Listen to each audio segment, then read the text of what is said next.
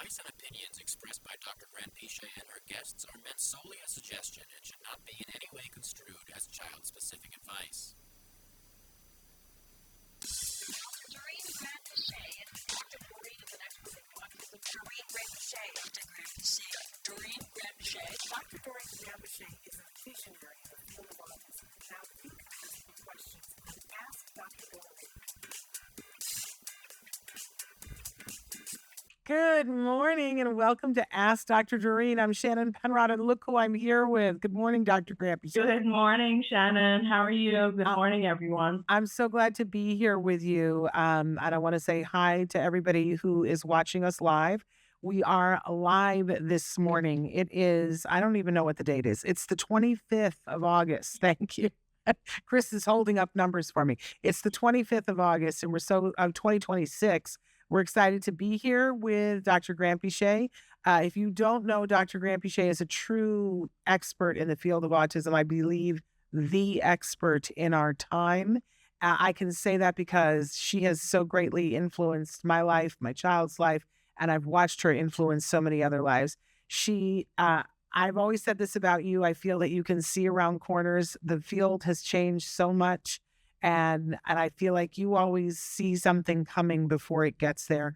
But also, and more importantly, I don't know anyone, and I've met so many people, so many amazing people in this space, but I don't know anyone who cares more about the individuals themselves and the family members who love them than Dr. Grant Pichet. So we appreciate you and the time and the energy and the empathy and the respect that you have for this group of people that we love so much. There are so many of us that are in this space. So thank you. Thank you. Thank you so much. Kind words, Shannon. Thank you very much. But true, not a bit of it is anything but true. So we're thrilled because Dr. Grant Pichet donates this time whenever she can. We're thrilled that we have her today. Our topic today is building independence without constant prompting. Now, you'll notice that on the screen, if you're watching us live, our fabulous Chris Desmond is showing you some of the different ways that you can interact, some of the ways that you can be writing in your question. Now, we do have a starting topic, and we'll be talking about that, but you can write in a question about absolutely anything under the sun. If you'd like to hear Dr. Grant Pichet's wise words, we encourage you to write in whatever way you're watching. Now, for those of you who are not watching live, you can still write in. Whatever platform that you're on when you're watching it, and we're everywhere. If you're watching us after the fact, you're probably watching us on our YouTube channel, Ask Dr. Doreen, and you can write in a question there. Or if you're listening, because so many of you listen in podcasts, and it is an audio podcast that's available wherever you get your podcasts for free. It is a free download. You can write in your questions. You can send them directly to me if you want to. Shannon at autism-live.com. And we will feed your question into the next live show. I want to say this, though, that when you're downloading the free podcast, obviously you're going to get some advertisements. We're all adults. We understand how that works. If that's not what you want, there is a way that you can download the podcast ad-free. Excuse me. You just need to go to glow.fm. I need to remember to swallow. Excuse me. glow.fm/autism live, and it's a $5 a month fee. For that, you get anything that we do on the Autism Network. So that includes Ask Dr. Doreen, that includes Autism Live, the parent-to-parent stuff we do, anything extra that we do. It downloads directly to your inbox, and you can get them whenever you want, and they're totally ad-free. It's $5 a month for everything that we do ad-free. So check that out if that applies to you. Otherwise, enjoy the free podcast with the commercials. All right, I was rushing through it because I want to get to something really important before we get to this, and that's the All Ghouls Gala, which is coming up on Halloween, on actual Halloween. This is the first time that we have ever done the fundraiser on actual Halloween. I am so excited, but a little trepidatious. It's such a great party. And I'm just interested to see what it does to it to be on actual Halloween. I think this is going to add an interesting element to it. Do you not agree? I don't know. What are you thinking? Are you worried about it, or? I'm not worried. I wouldn't say worried is the thing, but usually it's like the Saturday before Halloween, and it's a very interesting thing as you're going to the party or coming home from the party. There's a substantial amount of people in costume, right? But it's not the fever pitch that actual Halloween is. So I'm a little excited to see what happens when it's actually Halloween. I think it's going to add an element to it. The thing that I always say about this party, it's a fundraiser. It raises money for the amazing charity that you started, Autism Care Today, to give grants to families for whatever it is that they need. It's such a brilliant idea because there's great charities that will give an iPad, or there's great charities that will, give copays, whatever. I think it's really the only charity that says, what do you need? And we're going to be responsive to that. It's just a great idea that you had. And to your credit, they've already given $2 million worth of grants to families for things that were life-changing. So amazing. It is amazing. Do you ever pinch yourself and go, "Oh, that's amazing. I started that, and that's amazing."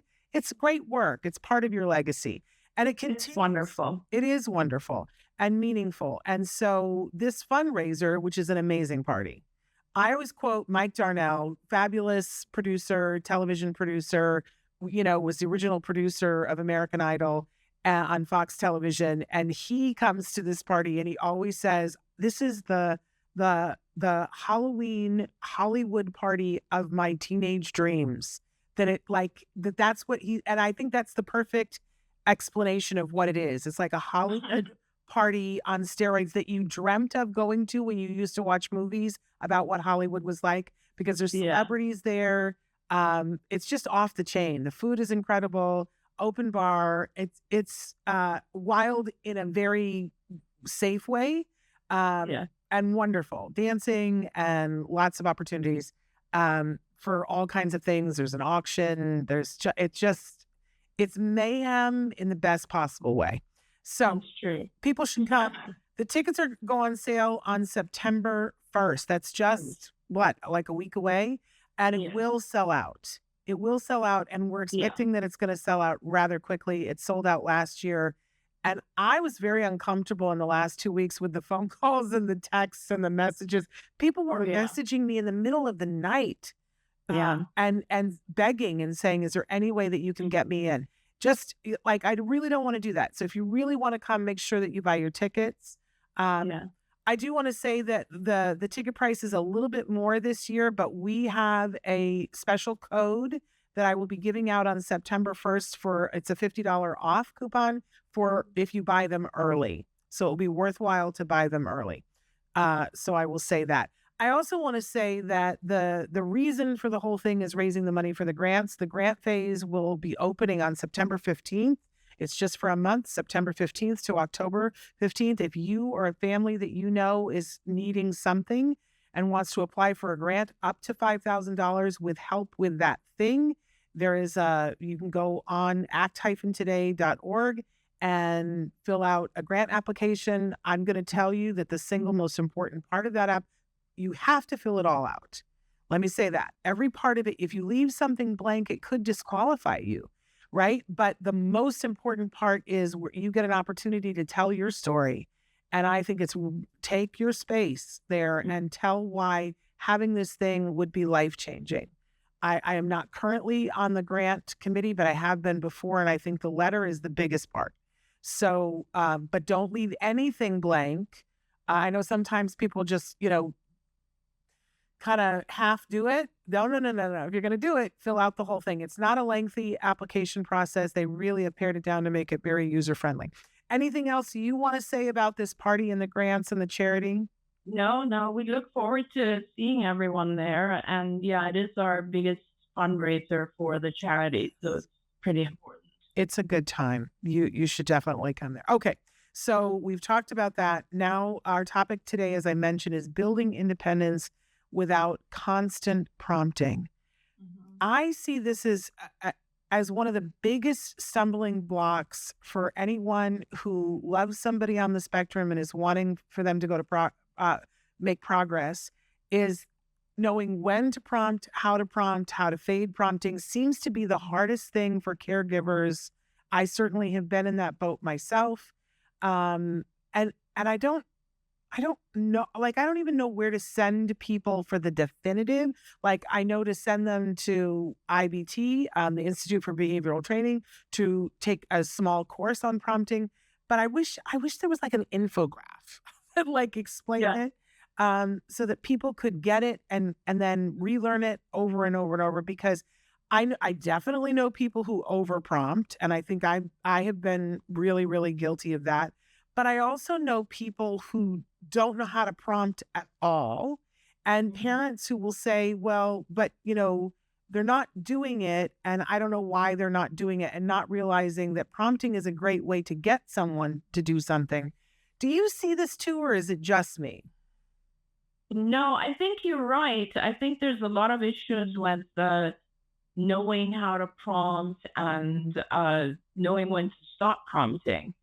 But the thing is that there's one general kind of rule that describes this whole process, which is you start at whatever is needed. So, in other words, you start with um, where the child or adult is in their skill set, and you prompt a lot. So, you essentially model, and then you gradually reduce that so that they're doing it on their own.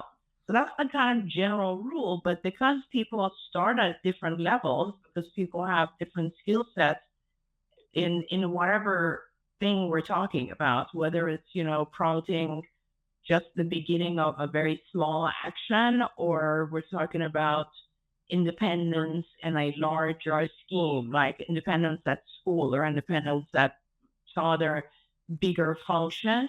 It depends on where the individual is really starting at, right? And that establishes what we call the baseline, or where you are supposed to start prompting. And then also, of course, your ultimate goal is the switch goals. You have to kind of backward, back yourself out of the prompt, because without backing yourself out, they're really always dependent.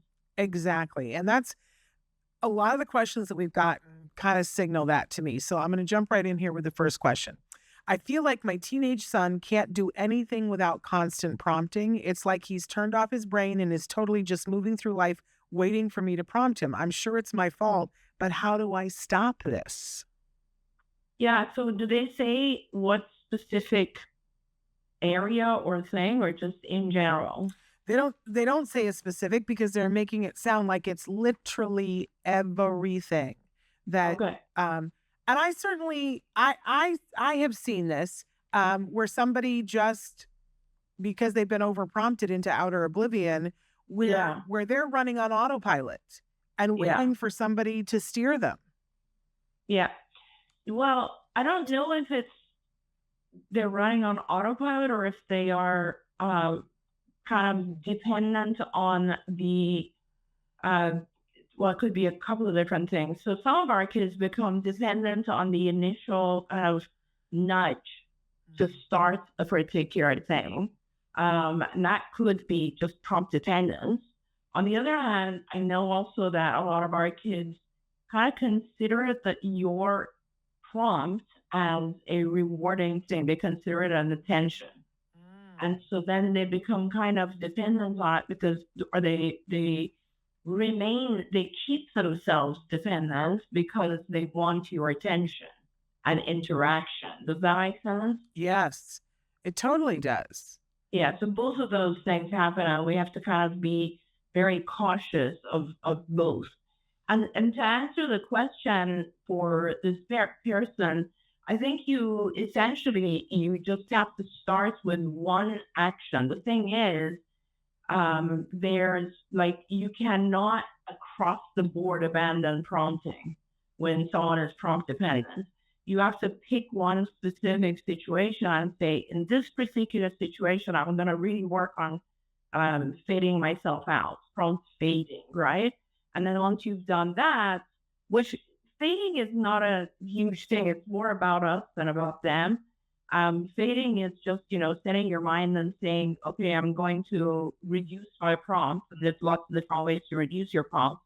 Or I'm either going to reduce the type of prompt, or I'm going to reduce the frequency of the prompt, and I'm going to eventually have the goal of not prompting. And once you've done one particular scenario, then it kind of becomes a little bit easier to do in general. But you should expect that there will be a little bit of, I guess, reaction or delay perhaps as you're prompting, as you're fading your prompt. But that's okay. I mean, that's just totally normal. The child or the individual is used to a certain level of prompting. And unless you give them the opportunity, they're always going to be used to that level of prompting. Okay.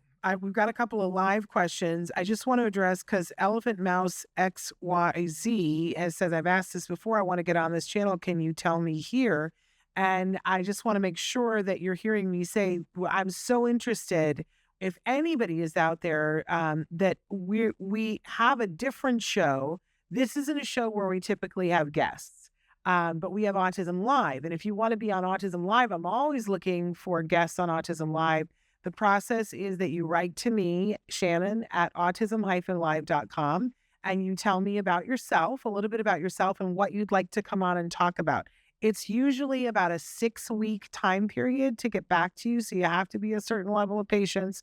But, we'll get back to you and either say to you, this isn't a topic that we have a space for right now, maybe in January, or because I know I got a lot of toy stuff coming up.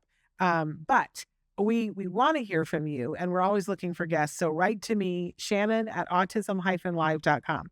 But we don't usually have guests on Ask Dr. Doreen because look who we have, and we want so much time for her.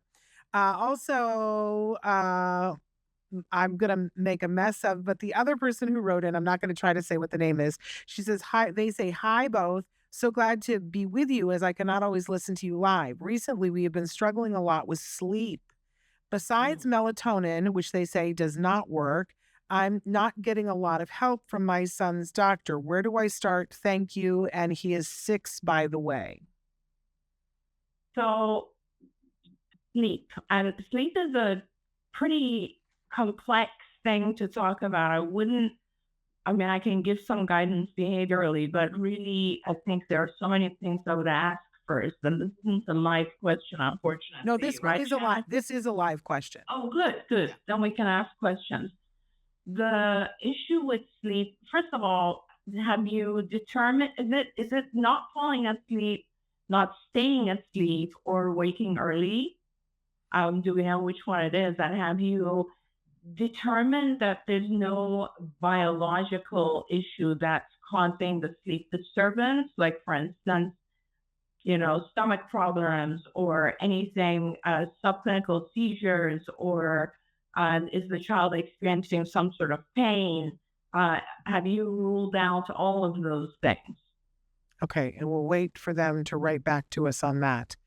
I will have to come back to that. Did you want me to ask another one of the questions that we had about prompting while we wait? Sure. Okay. Sure. My daughter, 10, with ASD, hates it when anyone tries to tell her what to do or how to do something. If I say, can you put your shoes on? It's time to go. She will lay down on the floor and scream, stop telling me what to do. I'm not stupid. This is a relatively new behavior. How would you handle this? I guess the question really is, how do you handle this? Because a lot of times behaviors like that happen when we either attend to it or get into it. So depending on if your child is, you give them an instruction and they have a tantrum or something, I need to know what else is happening. Are you then backing off? Are you then assisting them? Or what are you doing that is potentially maintaining that behavior? It always really is about identifying all those things that are going on in the scenario, kind of in the environment. And that, I think, is key to why she could potentially be maintaining that behavior. I don't know if I explained that well enough, Shannon.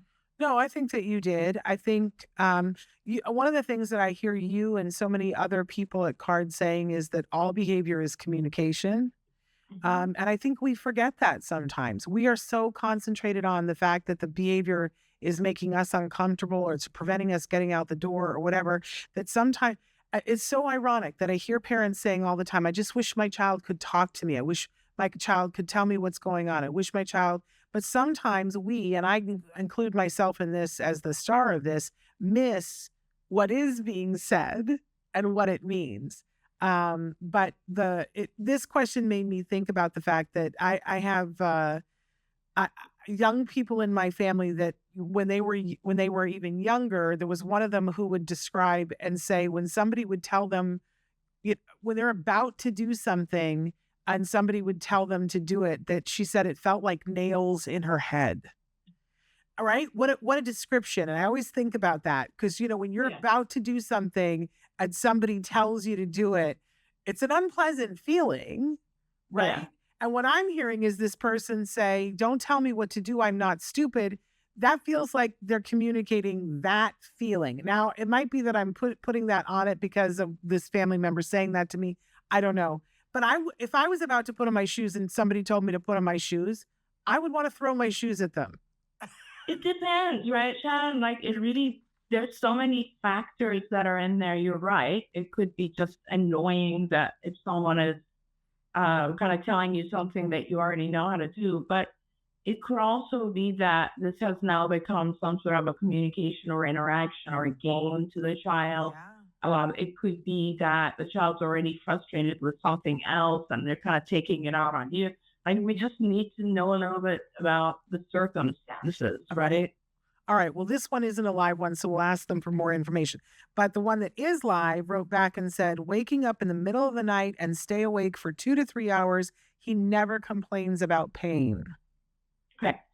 So he wakes up for 2 to 3 hours. So first of all, I think, and I know it's always hard when I say this, but it would be really ideal if parents could get a neurological, like a sleep EEG. And a lot of universities, if you're close to a university, a lot of universities have sleep clinics, universities that have hospitals. So sleep clinic, they will basically look at your child's brain waves while sleeping. And the reason that's important is that sometimes our kids are having subclinical seizures. That means their brain has some abnormal activity, but it's not strong enough for us to actually see a physical seizure. So it is important to rule those things out. But that aside, so at some point you need to do that for sure, and that's important. So let's put that aside and let's assume it's not that and that it's something else. So then my next go-to is environmental. Sometimes our kids will hear things that we don't even hear, like the neighbor's sprinklers going off or something that makes the child wake up. And once they're awake, we'll talk about that in a minute too. So first of all, let's make sure that the environment is completely quiet. There's nothing going on in the house around that time that could potentially really attend to it. Pay attention and see if you can hear some noise or some other stimulus in the environment that's waking your child up. That's the antecedent. Let's put that aside. Now, in terms of the consequence, what happens when your child wakes up? Do you go in and reward somehow? Do you take your child, let's say, a glass of milk? Do you do something else that, especially food? Food is one of those things that then becomes very reinforcing, and our body gets conditioned to waking up on a schedule to try to get that. So what happens? What do you do when your child wakes up? Yeah, we would love to, and if you can, write us back and tell us that. Because I remember my son's pediatrician very early on saying to me, because Jem would wake up in the middle of the night as a baby, which is common, right? Babies wake up in the middle of the night and usually they're hungry, but he would say to me, make sure you don't turn it into a party. He was like, keep the lights dim. This is not the time when you're talking and singing to the baby because we want him to go back to sleep so that you can get sleep. And I always think about that when you say this, because it was my instinct as a mother of, okay, we're up. This is bonding time. This is, but then that becomes a behavior. We're going to be up forever. And he's going to wake up every night in the middle of the night. And we can continue that on well past the baby phase. Because if it's wonderful and the lights are on and I've got mom or dad's sole attention and I'm being rocked and read to, why wouldn't I wake up in the middle of the night? Exactly. Wake up for the party. It's very rewarding, and we try to do it as parents because we think it's soothing. Yeah. But it's very rewarding. Yeah. And your body just gets used to it. It's not even a conscious thing. The child just reacts physiologically to getting up. Okay. I'm going to wait for that parent to write in more, and I'm going to go on to I love these questions. My husband and I are having an argument about how much we need to prompt our 7-year-old. He, the husband, stands over him and narrates everything that my child does to get ready in the morning. Instead, I ask him what comes next. So dad's standing there and narrating the whole thing, and mom is letting him do something and then say what comes next. That's a very good question. That's a perfect question because, is there more to it? Yeah, she says there is a visual schedule. I feel like my husband is having a hard time changing tactics as our son grows. He's treating him like he's still 3. He says, I'm not doing what I'm supposed to. I kind of want to throttle him. Ideas. I love the honesty, you guys. I love the honesty. Well, I love it, and I love how both parents are, involved. Like, it's not a typical problem. It's unusual to have 2 drivers in the family, but it's good. It's great. So, you essentially, there are different. If you put those behaviors next to each other, so we're talking about full prompting, which is essentially saying every step of the way, then we go gradually down to, let's say, the way you're doing it, which is a different way of prompting, but it's essentially asking questions. And then there's also a visual, which is on the wall, I assume, of the steps. So you look at all of those options and you put them in a hierarchy in an order of what is the easiest for your son to do and what is the hardest. Obviously, the hardest is for him to do all of it by himself without a visual. I would say one step before that is neither one of you verbally prompting, but the visual, just being present for the child. And then one step before that is perhaps the way you do it, which is asking questions of him. And then one step before that is perhaps the way your husband does it, which is fully prompting every step. Now, the question, so, you want to gradually go from where your husband is to the end, which is your child doing it by himself. But the key question is, how is your child doing? Does he get it correct the way you're doing it? Or does he get it incorrect? And then you have to prompt more. Because when you reduce your prompts, when you go to these stages that are, kind of harder and harder for him, you want to make sure that it's not so hard that you have to constantly backstop, right? And you constantly have to go back to prompting more. That's why it's very important to gradually fade to these harder and harder steps. Is he doing really well with your husband, but making a lot of mistakes with you? If not, if yes, then go back to the way your husband is doing it and fade back again. If he's doing great with you, then you are a step ahead. And the most important thing I can say here is the consistency between the 2 of you. You cannot be doing 2 different things. You're now teaching your son to have to deal with 2 different sets of instructions.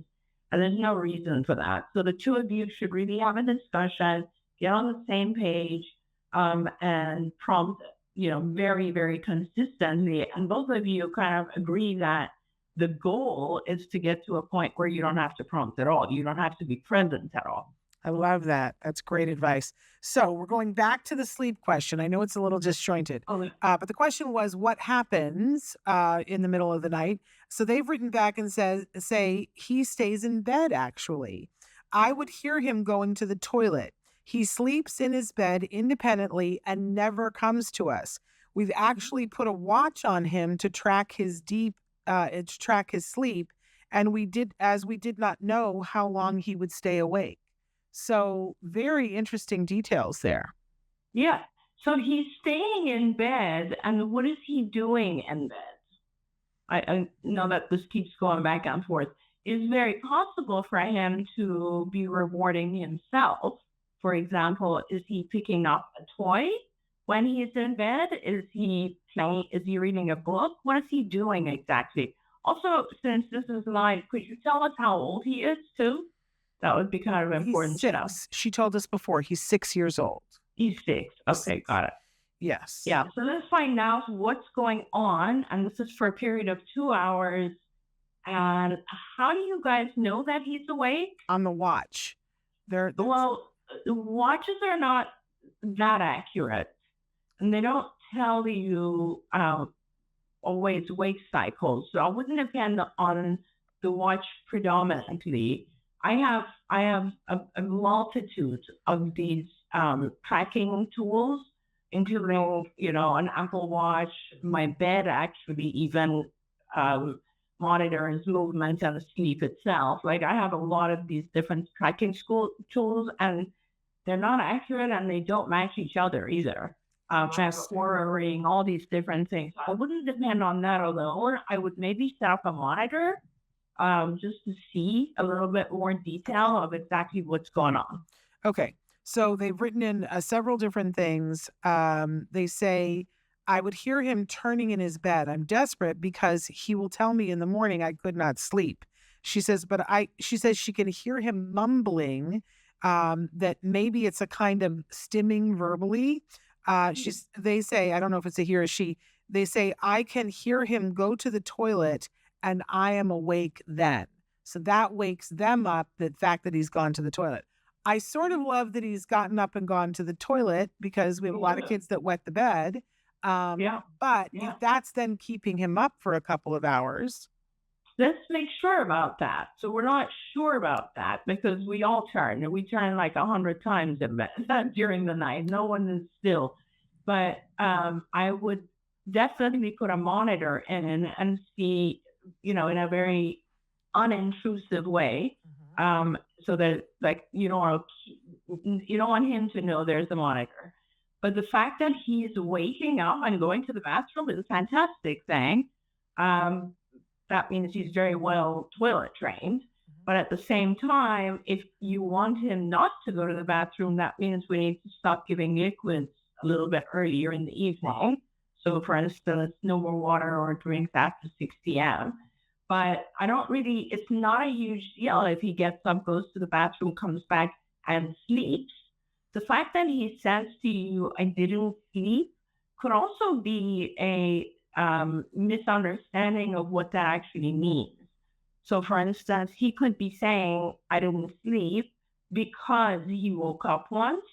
I'm not sure he understands the meaning of I didn't sleep. I think we need better data. And the way to get the better data is just to have a monitor in there and to actually see what's going on over the night, the duration of the night. And I love the idea of the monitor because then you can see what he's doing without disrupting it. Absolutely. But I also love, sometimes you've told people in the past to set up a video camera and videotape the whole night. Because I want to know now, because he's waking up and I want to know, is it like the same time every night that he's waking up? And is it because he's waking up because he has to go to the bathroom? Or I remember years ago, you asked somebody to set up the video monitor and what they found out was the neighbor's sprinklers were going off. Yeah. And that was what was waking them up. Yeah. So I want to know, is there something else going on? Yeah, so that's what I was first saying. You got to make sure you check on all the antecedents, right? So noises that could be waking him up and so on. A lot of monitors nowadays actually record. Oh, really? You could even use like a Ring camera. I mean, everything records nowadays. So I think it's really important to see exactly what's going on during the night. And then we'll have some more answers about what's going on. If he might be even saying, I didn't get any sleep, but he's doing fine. Like, he is actually not exhibiting signs of exhaustion. there's a lot to consider. So let's do that. Let's get a recording of a night, and then we can go from there. Okay. All right. Let me go to another question that I've got about prompting. Oh dear. I am hoping you can help. I have a son on the spectrum, and I have a good friend who also has a son on the spectrum. She works long hours, and so she pays a woman who supposedly knows autism to be with her son. Sometimes we get the boys together on the weekend, and my friend doesn't come. She sends the woman with her child. The problem is that this woman way overprompts my friend's son and then prompts my son, which makes him crazy. She even sometimes prompts me. To make it worse, she does it in this fake, high-pitched baby talk voice that has my son and I just wanting to scream. My son has said he still wants to play with his friend, but doesn't want the woman to come. And what would you do? My friend's son is an eloper, so I don't think I could handle both boys by myself. Yeah. I think you have to be honest about this situation and have a conversation with your friend. I don't recommend that you try to handle both kids because it's very difficult when one child is eloping. But I do think it would be very important for you to have that conversation, not only because, you want to maintain these play dates and your son is really reacting to this lady's voice and the way that she prompts, I guess, or, directs everyone. And I think that's one reason. But the other reason is I think your friend needs to know that this lady is over prompting her son, because that is not good for someone's ongoing development and growth, right? If someone continuously prompts us, then we never learn to do anything independently. So I think it's important to have that conversation with your friend. And I think, honestly, I think it's her place to have the conversation with the lady. If I were you, I wouldn't want to be in the middle of that and having that conversation with the lady. But, if your friend says, oh gosh, I feel uncomfortable, can you talk to her? Then I would go ahead and be very honest about it and just tell the person, this is the situation. You're over prompting. We don't like the boys. Like, please stop doing both of those things. Yeah.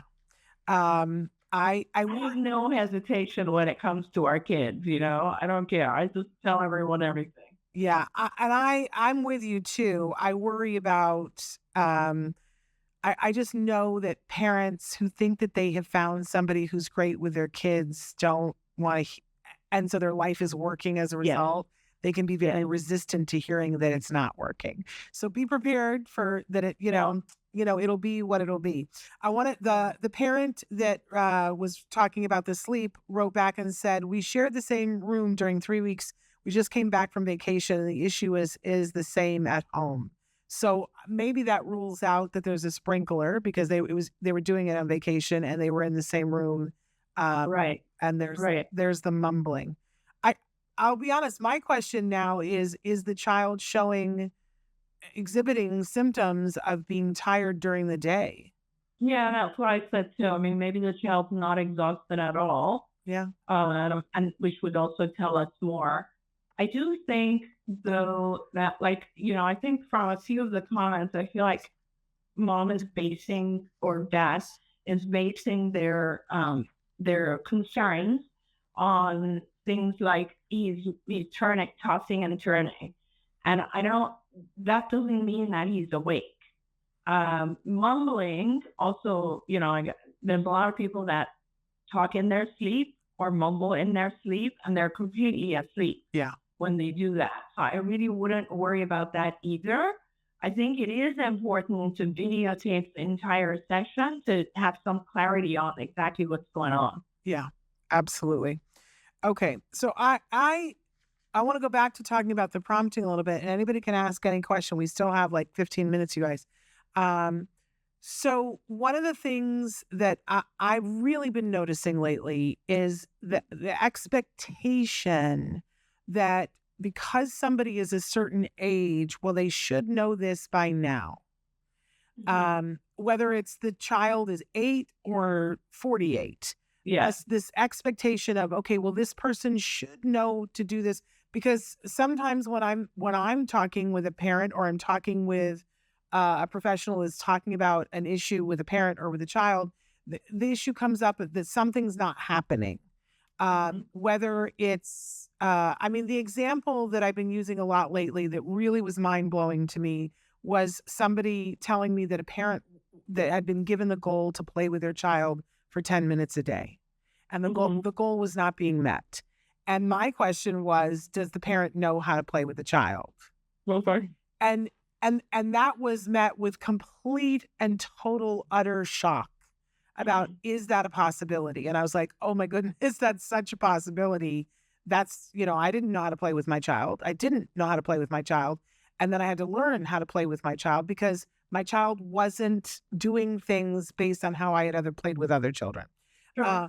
But then there are other things that, I was talking to a parent the other day that said, this child is 10 and they're not doing X, Y, or Z, that, taking care of their stuff. And my question was, does the child know how to do that? Has someone specifically, and in both cases, the shock of, but they're this age, surely they would know how to do this, was interesting to me.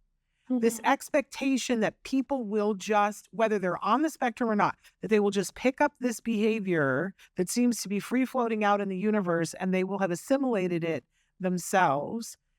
It hadn't occurred to the people, maybe they haven't. And I feel like this is a place where prompting is a part of teaching, right? If we're not sure. 100%. So I would love it if you would talk a little bit about why and how we use prompting to teach something, to get somebody from the space when they're not doing it to getting them to the space where they are doing it. Yeah. I think it's misunderstood. Yeah, sure. Absolutely. I think that it is really important to realize prompting is one of the key parts of teaching. I want to say, we really don't teach without prompting. It's one of the 4 parts of the discrete trial. And it's hard to explain that, but without prompting, your expectation is for the child to, as you said, Shannon, kind of have picked up from their environment. And that just doesn't happen in every child. Like we model, we prompt in order to get the child to see what we're asking for. So whenever there's any kind of new behavior that we expect of the child, it always starts with a very high amount of prompting because we want to make sure that the child is actually getting the instruction and responding correctly. So because you want the entire experience to be positive, you want the child to have more correct responses than incorrect. That's very important because let's say I tell a child, clap your hands.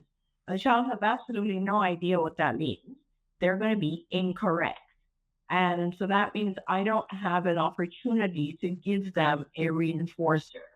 So in ABA in general, we want to do everything we can to give the child more opportunities to be correct to receive a reinforcer, a reward. Because the whole concept is how, kids will learn very rapidly if it's rewarding. So you want every opportunity to reward to happen. So if I say clap your hands and the child doesn't have any idea, then they're not going to clap their hands. They're not going to get a reward. But if I say clap, or if I make it even easier and say do this, then the child is very likely going to do that and get a reward. If the child doesn't imitate, then I can actually take the child's hands and put a clap with the child's hands, which is one level higher prompt. This is an imitation prompt. That's actually a hand over hand, like it's a full physical prompt. And it's totally fine. You can start with that. But when you start with a very, very high level of prompt, you gradually want to reduce those so that the child independently does this action when they hear clap. So, there's lots of different ways to fade out. There's lots of different types of prompts, first of all. There's lots of different ways to fade out prompts. but making sure that you prompt is part of the deal, because otherwise the child is not really knowing what the expectation is. The other thing I want to say about that question, or the thing you were talking about, Shannon, is a lot of times we just have these expectations based on age, and they're not good. So kids learn at different, I guess, paces. They have different paces of learning different skills. Even when you look at very, very young children, you'll have one child who develops language before they develop motor skills, and you have another child who's exactly the opposite. They're running around, but they can't say a word yet. So every human being develops skills at a different type of pace. So saying, oh, he's already 10 and can't do that, does not have that much meaning when you think about the fact that why are we expecting these specific skills at age 10? Do you know what I mean? Like, I remember when I had my first child, and I was like religiously tied to that book, What to Expect When You're Expecting. Yes. And I remember, like, every month I was like, why is she not doing this? Why is she not doing that? And the bottom line is, kids kind of, human development is on a scale. It's not always the same for every individual. It's quite different. So we have to be wary of that as well. Absolutely. Our dear beloved Mike Hipple has written in today. So for those of you who don't know Mike is an amazing advocate that Mike himself uses AAC devices and has been an advocate to make sure that people have access to AAC devices, and really is a mover and shaker in terms of that. Mike has written in and said, funny that this is the topic today. Lately, parents are arguing with me on Facebook on the use of spell, which I don't know if you're familiar with this kind of communication. It's like FC, functional communication. And he says, I have been telling them that this is bad and it isn't communicating, but they always come after me saying that I don't know anything about AAC. This is a young man who that's how he communicates with an AAC device. What should I do? I don't want to stop supporting families, but it's coming to the point that I got hurt. What should I do? So I'm not sure I followed that. So Mike is saying that families who are spellers are saying that this is not communication? No, Mike has been saying to them that this is not communication, that Mike's feeling is that, and there's a whole controversy around spellers, yes. And functional communication. And I think maybe, you're a person who can address that. But Mike's position is that this is not actual communication. Okay. And parents are writing back and saying, Mike, you don't know anything about AAC. Which I got you. Yeah. Are we talking about, when you say SC, are we talking about facilitated communication or functional? No, I said functional, facilitated communication. Facilitated communication. Okay, so let's talk about some of those things. So facilitated communication, it's a little different from spellers. And I want to talk about both. Facilitated communication was something that was very, popular. I'm trying to think why it was, like 20 years ago, maybe even 30 years ago. I actually went to classes to try to get the training for it. And that's where I realized, this is not real. What it was an individual would hold your hand, and I am the autistic individual, and someone who's the facilitator would hold my hand and then press keys to indicate what I was saying, like my communication. It became apparent that this is not real when a bunch of studies were done where their headphones were placed on the facilitator and the child or the individual who was being facilitated, and different questions were asked. And in the majority of those scenarios, the answers to the questions were questions that the facilitator heard. So therefore, it became very obvious that the facilitator is actually moving things and responding. So yes, Mike, I totally agree with you. Facilitated communication is not real communication. Now, spellers. I have been talking to a lot of different people. We actually have 3 kids at CARD who are spellers. And I myself was very skeptical about it because of my experience with FT. And I observed these children with their parents, and I was pretty astonished to see some of the skills that they're exhibiting. With spellers, it's not that you're holding their hand, you're actually holding a letterboard, which in front of the individual, and then the individual kind of puts their finger through the letters where they're trying to spell. To me, it was unclear whether the letterboard was being moved in order for the individual to spell the right thing, or whether the movement didn't really occur and the individual was spelling themselves. So to me, it was unclear. And because the person holding the letterboard doesn't touch the child, it's not like you're holding their hand, it is a little bit different. So the real answer is because I've learned over the years, Mike, to be open to everything in autism and just to learn. I have told all the folks who are into not just into spelling, but like the key people who developed this concept, that they should do research, and there needs to be research. And it's a very simple. I even said I would help with the design. I would help find new individuals who should be participants.